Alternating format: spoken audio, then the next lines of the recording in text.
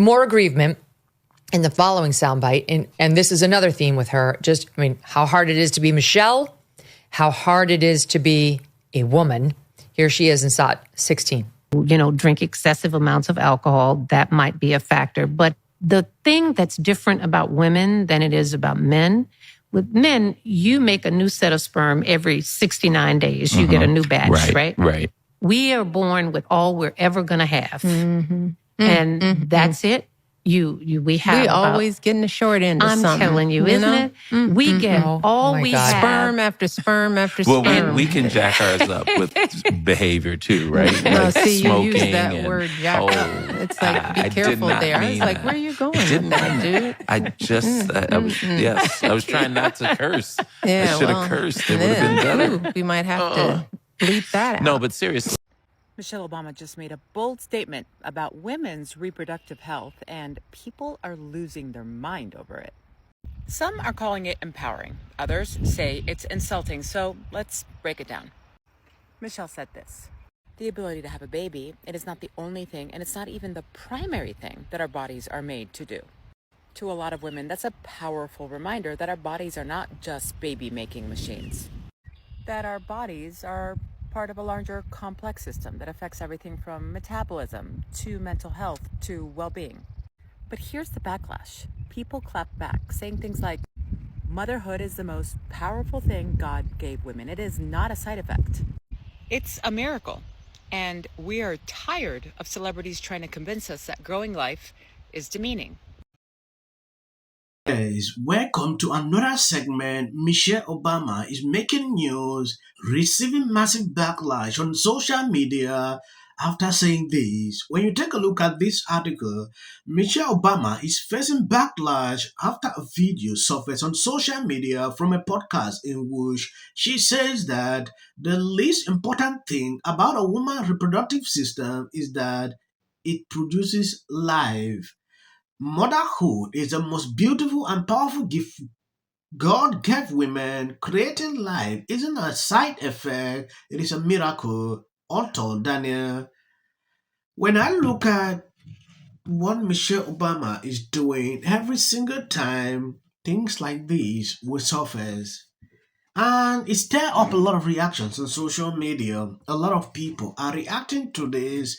I just want to show you some videos. If you've not subscribed to this channel, please endeavor to do that. It will do you no harm if you share the video. She's still just as bitter as ever. There's such a great new spin of complaints here. Here's one from her most recent episode, which still on YouTube, she's got 200,000 subscribers. It's really amazing that now she's been doing this for how many episodes? She's been literally on every podcast of the left wing promoting it. And that's still all she's managed to get. Here she is interviewing Dr. Sharon Malone, perhaps better known as former Attorney General Eric Holder's wife.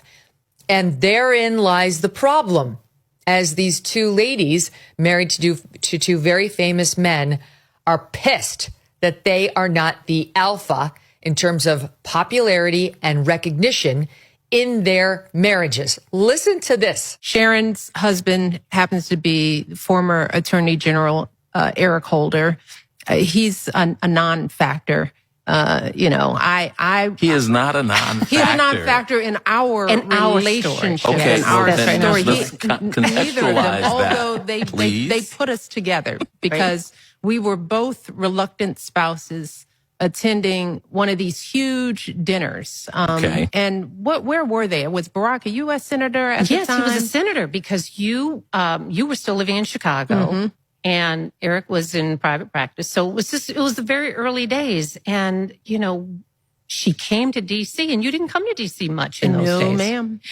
And they sit us at a table and we were seated just about like this. She was across the table from me. Okay. And you know how there are things going on around us, and I would just look over at her and the things were, there was a line of people waiting to shake hands with our respective husbands, people reaching over our heads and spilling water on us, trying to get to these two, illustrious men. And that's annoying because she's supposed to be the star. Michelle Obama.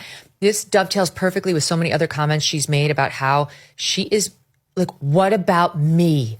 What about me? What did those 8 years in the White House do to my soul? And why isn't anyone asking? They shouldn't have to be told to ask about how I'm doing. Yes, if you've been watching this channel for some time now, you realize this is about the fifth segment I'm doing about Michelle Obama complaining, oh this, oh that. Every single time I see this, I don't know. Why is she even doing this? Someone told me like she's doing this just to go viral so the podcast can pick up. But this is not the way to go about it. This is a first lady we are talking about here. Not just any kind of person. This her podcast is just everything full of controversies. This look at what she's saying here. At a certain point, I just decided not to even report videos concerning her, but it's important when things like this happen to show you on another segment. Illustrious men. And that's annoying because she's supposed to be the star, Glenn. Michelle Obama. This dovetails perfectly with so many other comments she's made about how she is like, what about me? What about me? What did those 8 years in the White House do to my soul? And why isn't anyone asking? They shouldn't have to be told to ask about how I'm doing. Go ahead. Every single time you showed a clip on the show, including when I wasn't here, but I was watching, but also every time I've been here, every single time, I'm not exaggerating, Michelle Obama is making clear that everything that she had to do to support her husband's career was something that was completely against her will, that it was some sort of like psychological damage and imposed on her for having to do it. Like she has resentment and bitterness, like I went to this dinner, but against my will because I had to. That's the first thing. I mean, how much anger and resentment does she have toward her husband for having had his own political career that, as we've talked about before, made Michelle Obama one of the richest, most influential, most famous, and most powerful people on the planet. And yet she talks as if that trajectory that he took her on was something that, turned her into some kind of horrible victim that we ought to feel sorry for. On top of that, these podcasts where you what she's doing, which is basically just like going around and chit-chatting about her life and the things she thinks is interesting in her life or the thoughts she has in the middle of the night.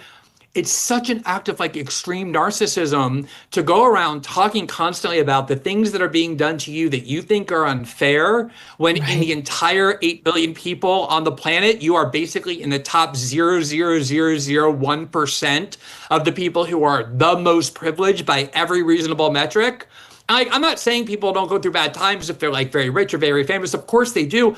But don't you have any humility at all, any sensibility at all that most people don't want to hear from you about how difficult your life is, given that you live in this lavish wealth and fame and got to be in the White House for all those years, but she's angry about it and thinks that it's worthy of all of our attention. To hear her resentment, I can't understand the mindset that produces that belief. I know. How do you not stop, especially when your husband was commander-in-chief for 8 years, and think there will be people who hear this clip who have no arms and legs thanks to these wars that we fought in Iraq and Afghanistan. I mean, I know some of them, and they will drag themselves out to run the Tunnel to Towers race and other races to raise money for other suffering veterans and firefighters who got hurt on 9/11 and so on, and their families are surviving, who have actual problems that were basically brought on them by the government. And no one, not even people who aren't anywhere near as catastrophically injured as those guys, but especially guys like that, don't want to hear about how someone had to reach past her to shake Barack Obama's hand. She has zero perspective for what actual problems are, Glenn. Or just people suffering from Yes, what is it with these modern Democratic first ladies? They are all bittered. Hillary Clinton is there with her own side. When you see the first lady, they are supposed to be an example. The way they put out information should be different. People expect, I don't know if I'm the only person thinking like that. What I expected her to do during this podcast or what she's doing on YouTube here should be different from what she's putting out there every single day. About our life. It's about this whole complicated reproductive system that does the least of what it does is produce life. It's a very important thing that it does, but you only produce life if the machine that's producing it, if you want to, whittle us down to a machine, if the machine is functioning. That's strange. She claims that reproductive health is about your own health. And she said giving birth to a child, being able to create a child within you as a woman is what I call a miracle from God. But she calls it the very least that a woman's body does. That is a good question. If you are that unhappy, why are you still married? Be single, right? The other day, I saw TMZ struggling to do a segment like Michelle was spotted with Obama for the very first time after rumors circulated on social media like divorce, things like that. When I saw that segment, I had to laugh. They are still struggling we are not even into all that. What Michelle is doing is like someone being into marriage for a long time and they're not happy. Look at the comment she made about the reproductive system. It triggered a lot of women, right? If it is not that important, then just stay you alone. You have children, you're happy. But every single day, I don't want to go into things like people saying, oh, why is she? We have never seen pictures of her being pregnant, things like that. I don't want to go into that.